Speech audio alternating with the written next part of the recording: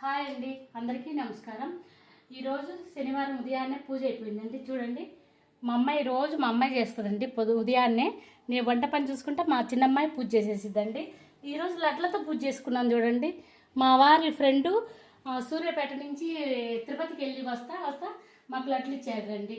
2 లడ్లు, ఈ ప్లేట్ పసుపు కుంకుమ హారతి ఇచ్చే ప్లేట్ ఇచ్చారండి. చాలా బాగుందండి. అనుకోకుండా ఈరోజు శనివారము చూడండి, స్వామివారి లడ్లతో పూజ చేసుకున్నాము. ఎంతో ఇష్టమైన లడ్లతో పూజ అయిపోయింది.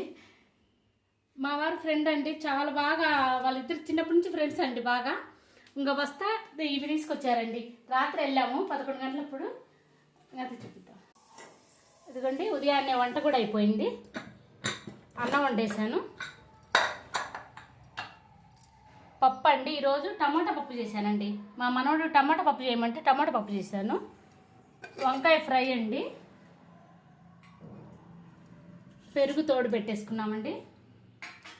ఈరోజు ఉదయం టిఫిన్ సేమియా ఉప్మా అండి. చాలా టేస్టీగా బాగుంటుందండి సేమియా ఉప్మా చేసి. చూడండి, లూజుగా ఎట్లా చేసుకున్నానో బాగుంది, చాలా బాగుంది. దాంట్లోకి కారం పొడి బాగుంటుందండి.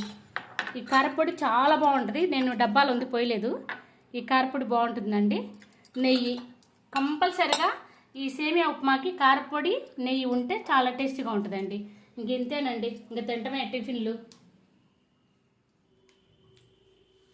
నచ్చితే లైక్ చేయండి.